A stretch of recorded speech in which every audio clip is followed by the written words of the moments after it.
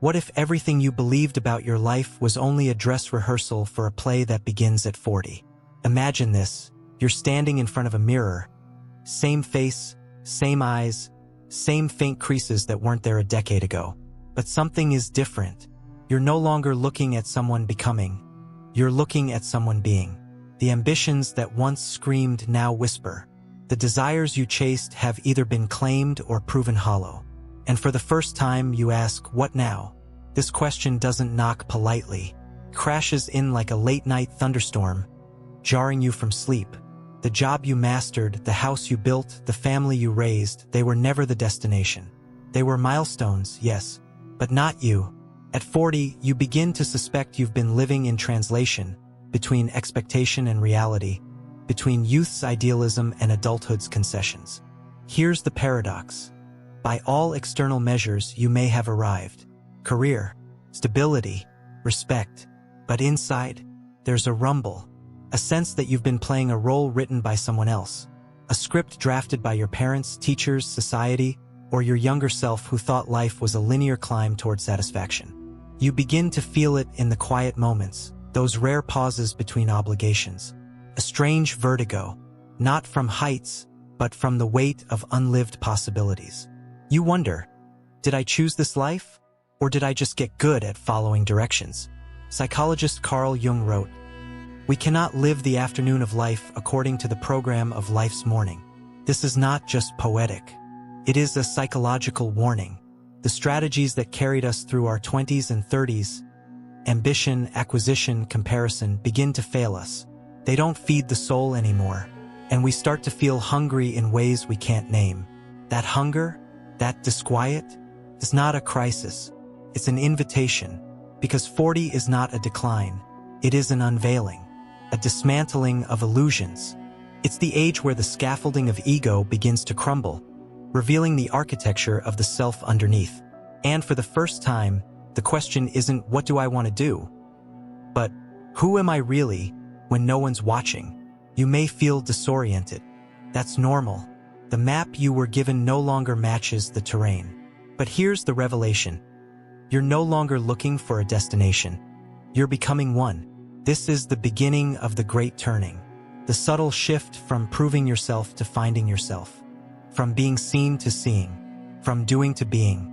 And it can feel like death before it feels like rebirth. Because to begin again at 40, you must let part of yourself die. The performative self, the obedient self, the self that played by the rules and waited for a reward that never came. This is why so many people resist it. They double down, buy bigger houses, get promotions, distract themselves with accomplishments, renovations, or new romances. Anything to avoid the stillness where the truth resides. But for those who listen, who lean in instead of retreat, 40 becomes sacred ground. The old world is burning. The identity built on pleasing others is cracking. And through the ashes, the real you starts whispering for the first time. Can you hear it? You're not late. You're right on time. Because life doesn't begin when you're told to start. Life begins when you finally stop pretending. It starts quietly, like the flickering of a dying bulb in a familiar room. Things you once chased with wild-eyed fervor begin to feel hollow. Not bad, not painful, just numb. The applause doesn't echo the way it used to. The titles, the accolades, the things you bought to feel bigger now seem to shrink you instead. This is not depression. It is decomposition. What's dying is not you, but the version of you that was built for survival, not for truth. You see, the first half of life is a performance. We wear masks to win approval, to belong, to achieve, to be good sons and daughters, good employees, good citizens. We mold ourselves into what the world seems to demand. And for a time, that adaptation feels like growth. It gets us through. But adaptation has a cost. The slow burial of the authentic self. By 40, the mask grows heavy. You've worn it so long, it fused with your skin. And now, you're not quite sure where it ends and you begin. But something inside you does. Something ancient. Something unkillable. It starts to claw. The Greeks called it daimon, the inner spirit, the true essence. The Romans called it genius. It is the you beneath the roles, the you that never fit neatly into a job title, a relationship label, or a social script. It's the one you abandoned when you were told to grow up. And now it wants back in. But to reclaim it, something else must die. Nietzsche wrote, "One must still have chaos in oneself to be able to give birth to a dancing star. That chaos is what you feel now. The unraveling, the disillusionment. It is not a breakdown. It is a rite of passage. But most people misread it. They call it a midlife crisis. They medicate it, escape it, mock it. They say, 'I don't recognize myself anymore.' Good, because that version of you was never real. It was useful, yes, like scaffolding around a building while it's under construction. But at some point, you have to tear the scaffolding down if you ever want to see what you've built. And sometimes you discover that what you built was meant for someone else. That your dreams were inherited, not chosen. That your goals were trophies in a race you never meant to run. That the image you projected to the world was a fortress, and now you're a prisoner inside it. So the walls begin to crack. Can look like a quiet panic, or a rage that comes from nowhere, or an aching nostalgia for something you've never actually known. Can feel like drifting, like betrayal, like waking up in the wrong life. You start questioning everything, your marriage, your career, your beliefs. You feel disloyal to the life you've built. But disloyalty to the false self is the highest act of fidelity to the true self. And so the death begins. It's not cinematic. There's no music swelling in the background. It happens in kitchens, in cars, in solitary walks around the block. In the unremarkable moments when you say, "I can't do this anymore." That's the soul speaking. That's the moment of rupture. You are not falling apart, you are falling through. Through the lies, through the roles, through the stories you were told and the ones you told yourself.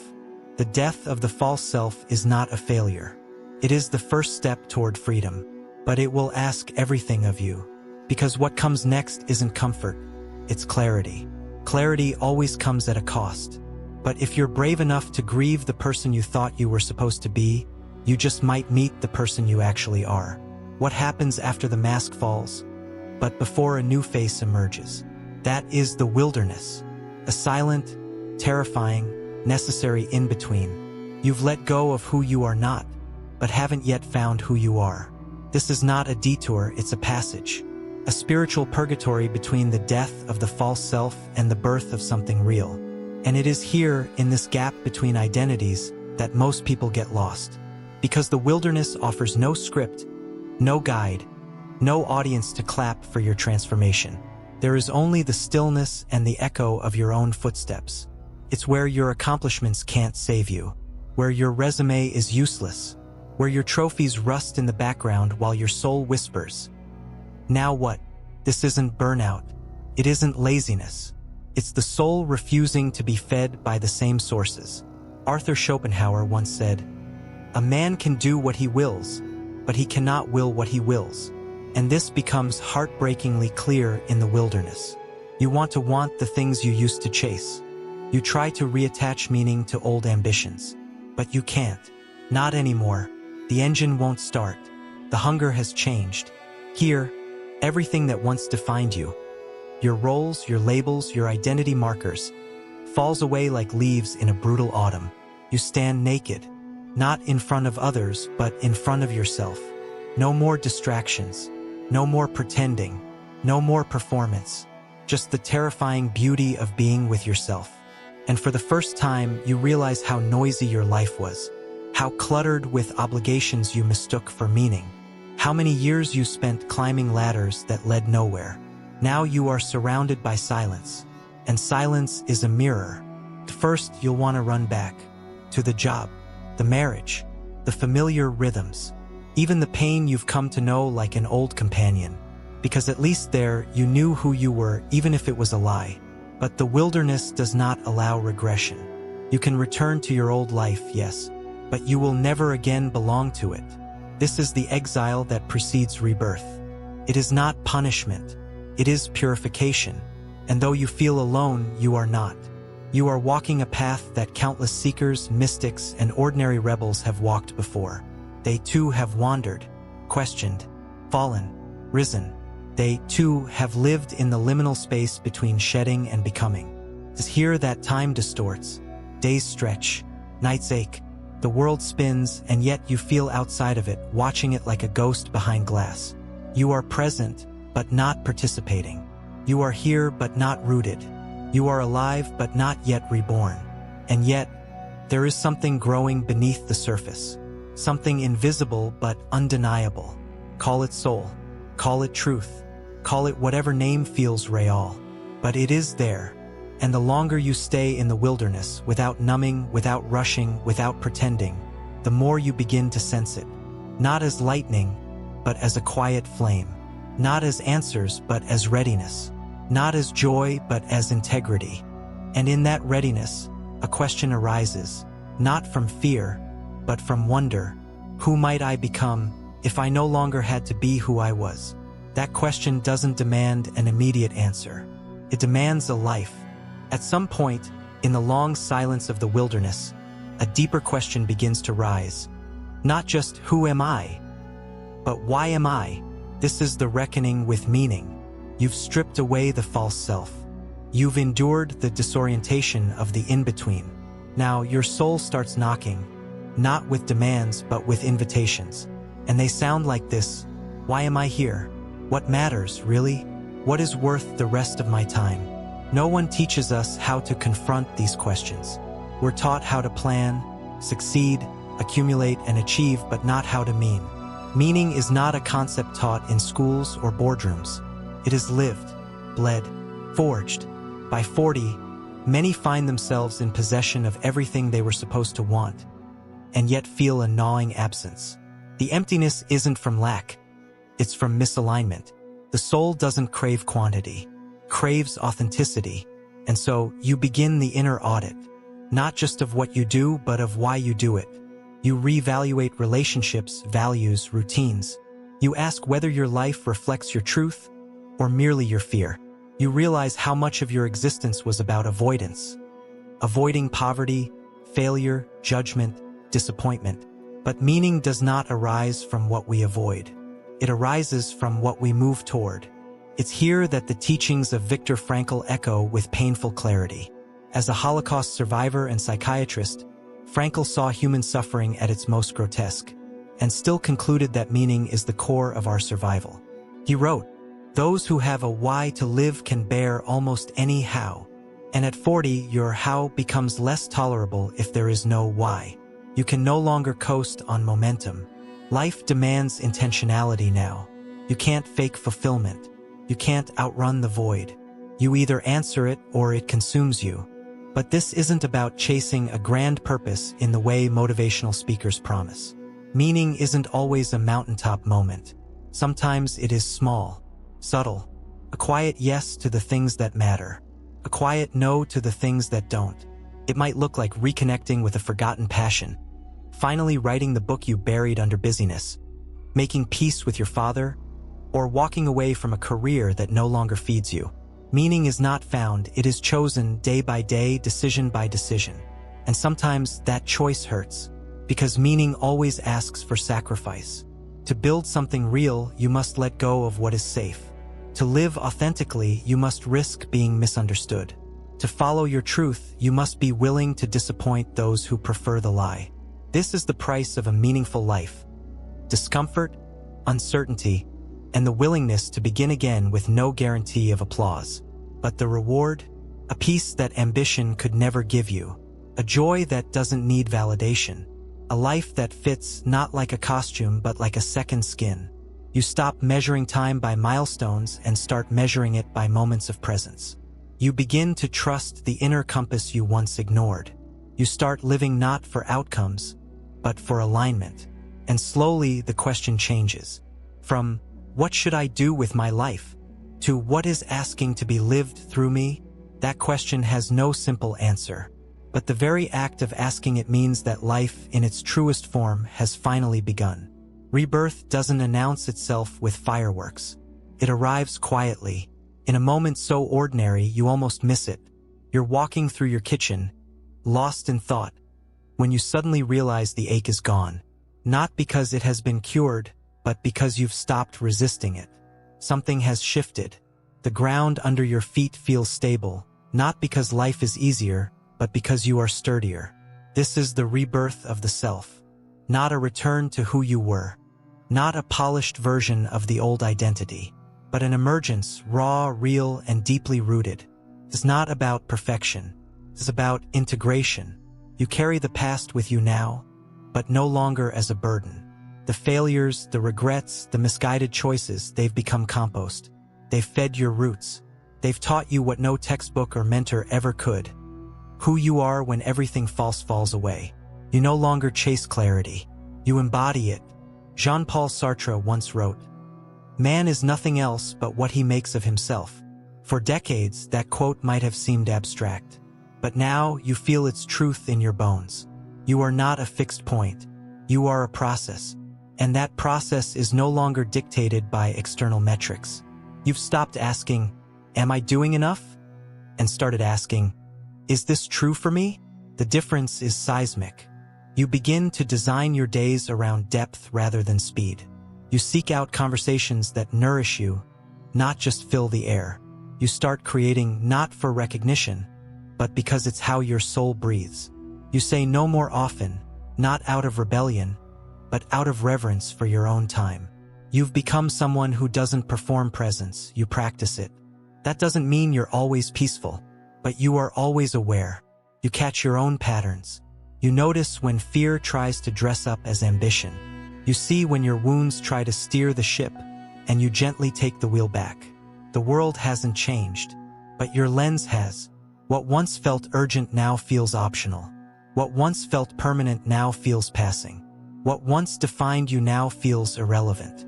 This is what true maturity looks like, not cynicism but sovereignty. A self grounded in values, not validation. A heart open enough to feel, but strong enough to discern. A mind curious enough to question, but wise enough to listen. You stop trying to impress anyone, and strangely, that's when people are most drawn to you. You stop forcing joy, and it sneaks up on you in moments you never planned. You stop striving to be enough, and realize you were never meant to be measured. This is the quiet miracle of rebirth. Not a second act, but a first authentic one. And with it comes grief, not for the life ahead, but for the years spent hiding. You mourn the time you wore masks, the relationships you tolerated, the brilliance you silenced. But even the grief feels sacred now. It's proof that you've come home to yourself. You've made it through the fire, not unburned, but transformed. There will still be questions, still be trials, still be days of doubt. But now there is a center that holds. Because you are no longer a character in someone else's story. You are the author now, and the page is yours to fill. And now, you stand on the edge of something rare. A life reclaimed. Not by accident, not by force, but by choice. You've journeyed through the mirror of self-deception, stripped away the false identities, walked the barren wilderness, stared into the abyss of meaninglessness, and emerged, blinking but whole, on the other side. Now comes the final question. What will you do with the rest of your life? Not in a motivational, goal-setting, Pinterest board kind of way, but in a sacred, blood-inked, soul-etched way. Because life at 40 and beyond isn't just about living, it's about leaving something behind. Not necessarily in monuments or memoirs, but in the invisible wake you create, your presence, your impact, your being. Aldous Huxley once wrote, "There is only one corner of the universe you can be certain of improving, and that's your own self." You realize now that legacy is not what you do, it's who you become. It's the energy you carry into every room. It's the quality of attention you give to a child, a stranger, a dying parent. It's the way your silence listens better than your words ever could. You start to see legacy in the smallest gestures. The apology made without expectation of forgiveness. The meal cooked with care for someone who never says thank you. The decision to leave a toxic pattern instead of repeating it again. The honesty spoken gently, even when your voice shakes. You understand now that life isn't about being remembered by everyone. It's about being unforgettable to a few. Your legacy is your emotional footprint. It's the way people feel after they've encountered you. Lighter? Heavier? Seen? Ignored? At this stage of life, success changes its face. It stops wearing the suit of dominance and begins to wear the robes of contribution. It's less about being at the top and more about lifting others up. You stop striving for immortality and start striving for intimacy, with yourself, with others, with life itself. And here's the paradox. The more you focus on presence, the more lasting your legacy becomes. You are no longer trying to be extraordinary. You're trying to be true. You know now that the truest thing you can offer the world is your fully integrated self. Not the polished version, not the likable one, not the hustler or hero or healer. Just you, flawed, forgiven, awake. You become the kind of person who walks into a room and changes the energy, not by force but by frequency. You become a lighthouse, not because you chase lost ships, but because you stay lit in the storm. You become the kind of parent, partner, leader, or friend who doesn't save others, but reminds them they can save themselves. And in this way, you begin to live a life that is not just long but wide. A life that radiates outward in waves you'll never fully see. A life that doesn't just last, but matters. This is the quiet triumph of beginning life at 40. Not because the earlier years were wasted, but because they were the soil. Now you bloom. Not in youth's frantic spring, but in maturity's luminous autumn. You don't need to be finished to be free. You don't need to be certain to be sincere. You only need to show up, truthfully, courageously, fully, again, and again, and again. Because in the end, your life won't be remembered for how well you performed it. It will be remembered for how deeply you lived it.